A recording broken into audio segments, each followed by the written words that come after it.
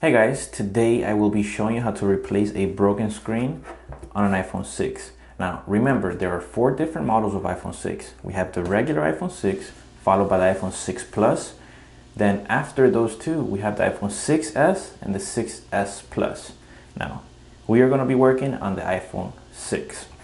The first thing that you guys want to make sure of before you start your repair is your workstation. You want to make sure that it's clean, that it's properly organized.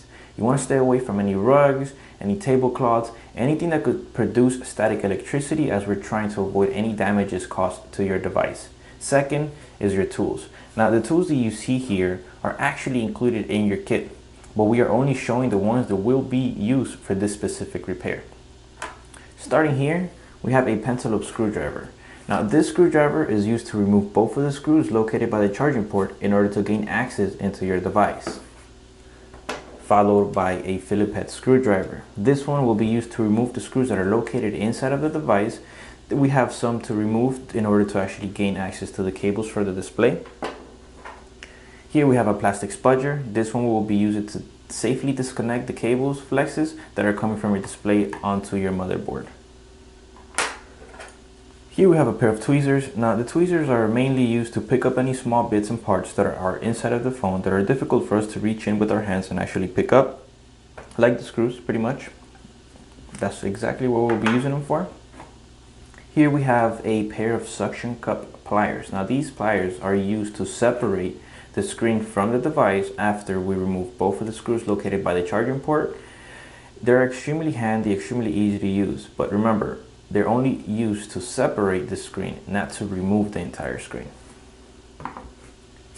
Next, we have this adhesive film. This film is used to be placed on the display like so. Since we're dealing with broken glass, we're trying to minimize the chances of injury, like cutting ourselves, and also is to help the suction created by the suction cups on your screen. Remember, the glass is broken, so air will seep in through the cracks and will break the bond created by the suction cups. So this is where this comes in. Next, and finally on this side, we have this box. Now this box is where our entire kit came in. We'll be using it to place all of our small parts, the screws, anything that we remove from the device, we'll be placing it inside of the box. We want to make sure that we keep track of everything that we remove, that we don't lose anything that we remove, and especially that we do not mix up any of the screws.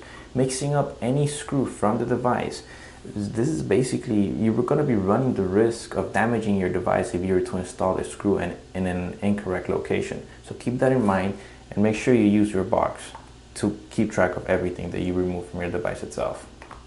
Okay, now the first step in the process, in this repair process for an iPhone, is shutting off your device. So in order to turn off your device, what we're going to do is we're going to press the power button for 5 seconds until you actually get the option to slide and turn off like you see now. Alright, but if you have a badly damaged screen where you cannot see your display or you cannot actually use the touch, what you're going to be doing is resetting your device. So you're going to press the power button and the home button for around 5 seconds until you see any lighting disappear from your display. So let's go ahead and press both of them.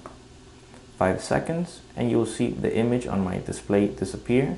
This will tell us that our phone is totally turned off, like so. Now make sure that you do not touch the power button after this, as this will basically turn your device back on, and you have to make sure the device is shut off before we start this repair. Second step is installing the adhesive film. So we're going to go ahead and remove the paper backing, place that aside, and we're going to be aligning this film at the beginning of our display. Now you see your home button, and then you'll see where the actual display begins, right above it. So we're going to go ahead and align this as best as possible here, and then we're going to use our spudger guided above the film to ensure that we have a bubble-free install. Okay, moving on. Next step is using our pencil loop screwdriver to remove both of the screws by the charging port.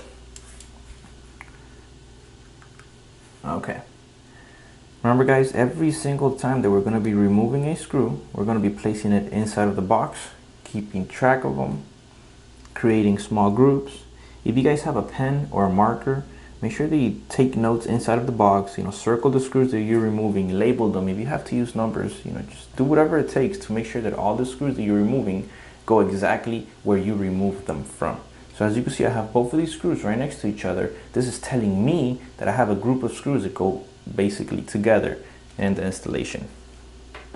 All right, so we removed both of the pentaloop screws. Next is the time to actually pry the screen off of the device. We'll be using our pliers here. They're extremely easy to use. All we're going to do is align the pliers onto the display like so.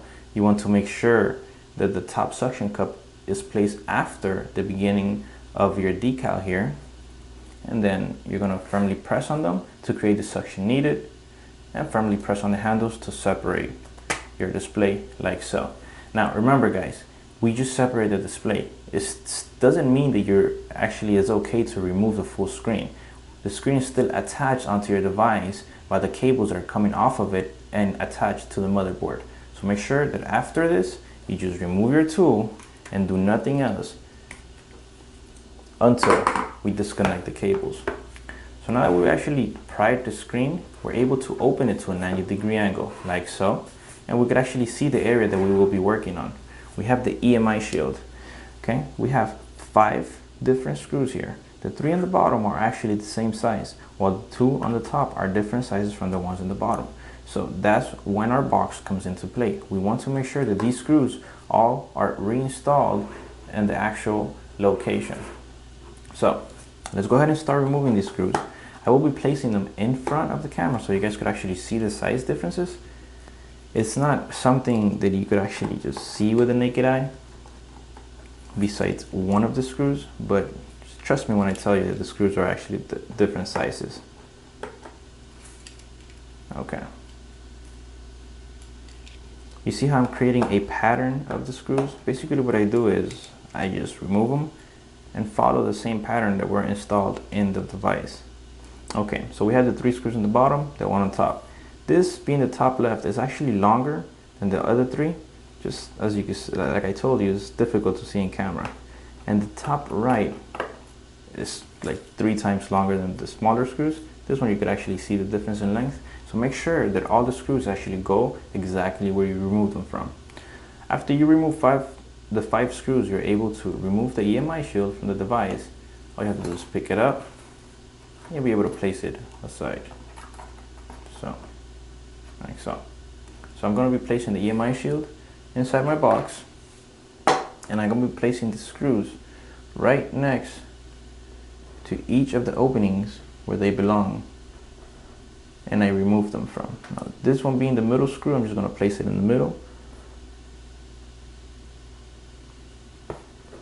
and then we have all screws inside my box safely so I don't lose any of them. Next, we're going to be using our plastic spudger. We're going to be disconnecting the cables that are coming from your display. We have a total of 4 cables. The first one up top here is your front facing camera. This controls your ear speaker, your front microphone, your proximity sensor. So with any of these cables, you got to be extremely gentle not to dig into the motherboard and potentially damage one of your sockets. So we're going to use just the tip. We're going to insert it right beneath the cable, and you're just going to gently pry it up like so. Move it out of the way and move on to the next one. This L-shaped one is what controls your home button. So go ahead and do the same procedure. Underneath the cable, gently pry it up. This one here is your LCD cable, what controls your display. So we're going to go ahead and do the same thing. Gently pry it up.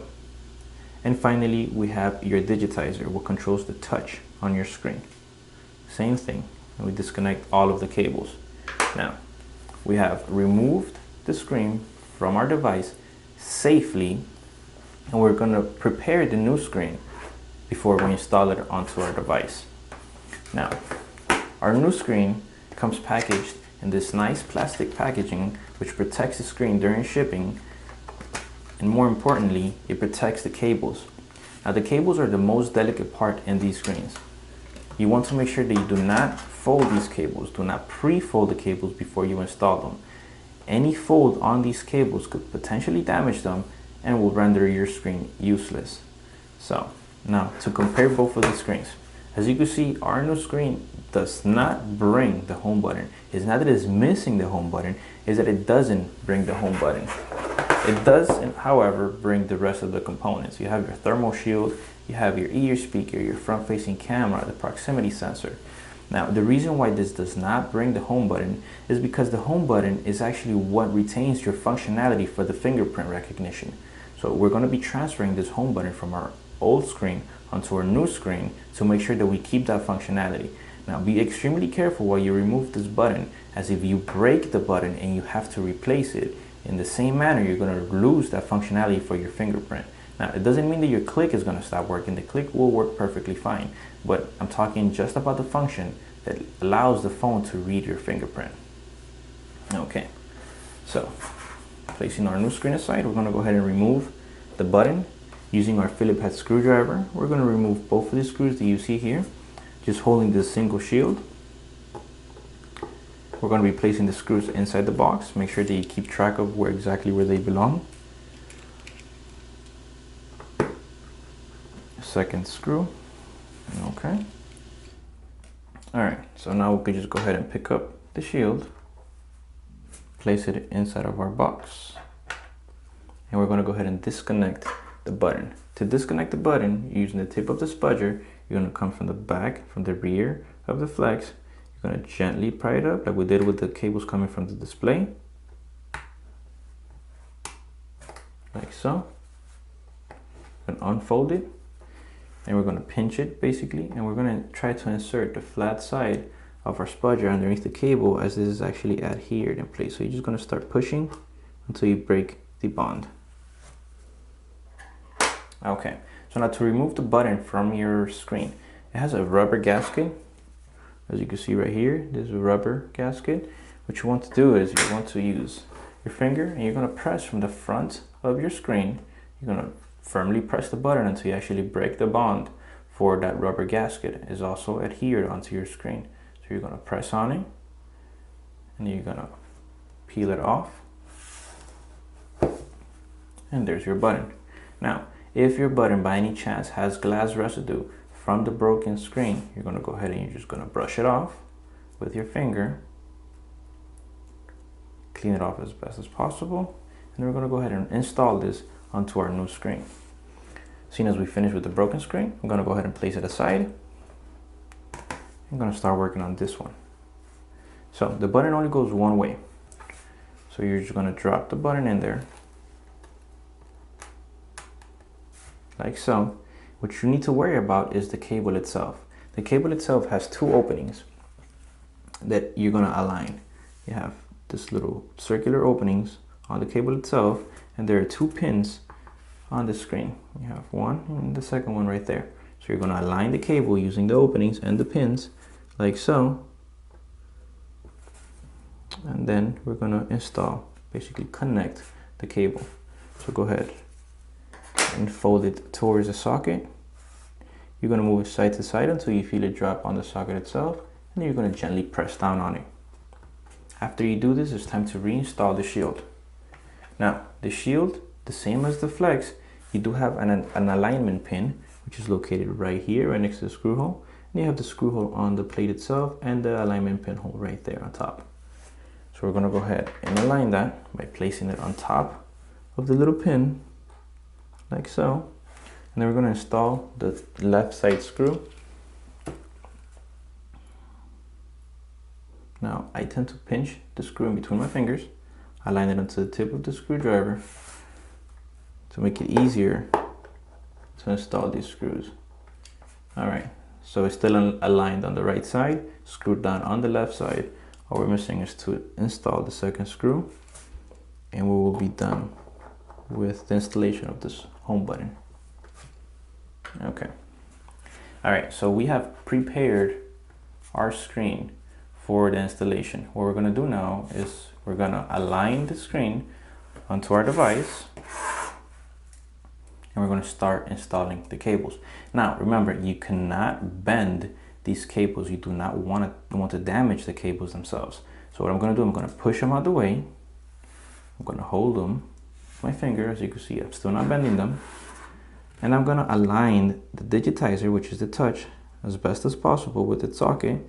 Remember to keep your screen at a 90-degree angle while you're installing the cables. Now the same thing that we did with the home button, we're going to move it side to side until we feel it drop into its socket. Then we're going to gently press on it until you feel or hear the clicks. Next is your LCD, your display. After you connect the first cable, the following cables tend to be easier since the first one is already installed and aligned. The other ones will follow along. But we're still going to make sure that it's properly aligned, moving it side to side until you feel it drop on the socket, and then gently press on it.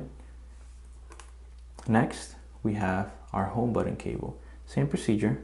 This one tends to be a little bit harder as it's not as rigid as the other two, but following the same procedures, you should be fine. Now this one, the click, it's not, you don't feel it as much or you don't hear it as much. The actual connection of this cable seems to feel a bit spongy. Just make sure that it's connected properly by pressing down on it after you make sure that it's aligned with the socket. Next, and finally, we have the front facing camera. Go ahead and do the same thing. Align it as best as possible and gently press on it. Okay, so we have connected all of our cables. Made sure that we kept our screen at a 90-degree angle to avoid damaging the connections while we were making them. I'm gonna go ahead and rotate my device, and I'm gonna go ahead and install the EMI shield right on top of the cables once more. So just place it on top of the cables, making sure that the two holes in the bottom are as aligned as possible. And I'm going to go ahead and install the screws. Remember to follow that pattern that you made with the screws inside of your box. Once more, I will pinch the screw in between my fingers and I will align it onto the tip of the screwdriver and then install it. Now, make sure that you do not over tighten these screws. When you feel your screwdriver stops turning, that's as far as you're gonna go. Stripping the head of these screws will basically make your life extremely difficult for any future repairs or potentially damage the motherboard itself. So make sure that as soon as your screwdriver stops turning, that's as far as you go. Okay, moving on to the third screw. Before we move on to the two on the top, make sure that you do not install these in the incorrect location once more. Cannot stress that enough. All right, top left. And finally we have the top right, which is the longest screw. Always make sure this one goes back exactly where you removed it from. And again, stop turning when the screwdriver stops. All right, so we have reinstalled the shield, we have connected the cables. Last step is basically to seal the phone. What we're gonna do is, in an angle, we're gonna align the top of your display with the device itself. So what we're gonna do is, in an angle, insert the top of the display until it's nice and flush. You're gonna lower the rest of the screen, hold this in place. You're gonna give it some tension from the bottom of the screen towards the top. You're gonna guide your finger along the sides to make sure the screen sits inside the phone properly. And then we're gonna go ahead and install both of the pentalobe screws located by the charging port. So go ahead and pick up your screws, place them exactly where they belong.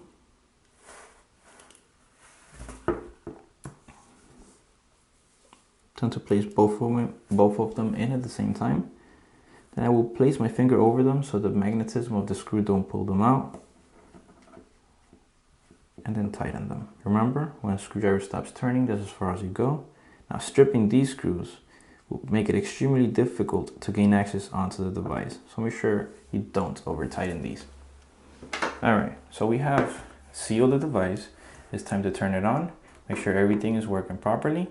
Now, you guys at home, you guys are gonna test the ear speaker, the front-facing camera, the proximity sensor, the home button. You're gonna test your biometrics, and finally, the display itself. Now, for you guys to test your ear speaker and your front-facing camera, you guys could basically make a phone call. For the ear speaker and proximity sensor at the same time, you will make sure you hear the person on the other side properly and perfectly. When you bring your phone up to your ear and cover the top of your screen, your display should turn off.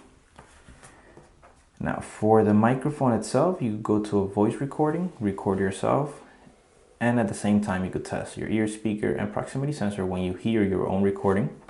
For the home button, make sure that you click and it turns on your display or functions properly. Make sure you test your fingerprint.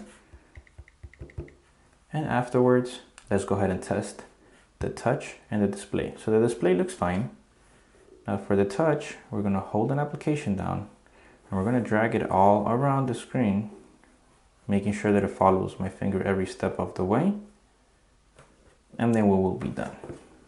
Now, if you guys by any chance have white lines, white squares on your display, this means that one of your cables could be not connected properly. So you're gonna open your device, check those connections, and then retest your device.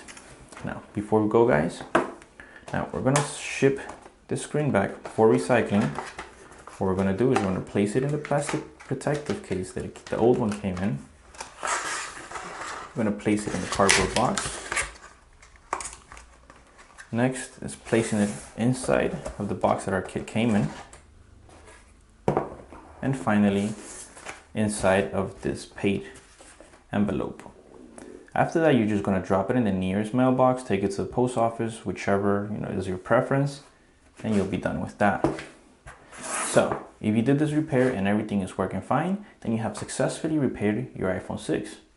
That's it for the video, guys. Thank you.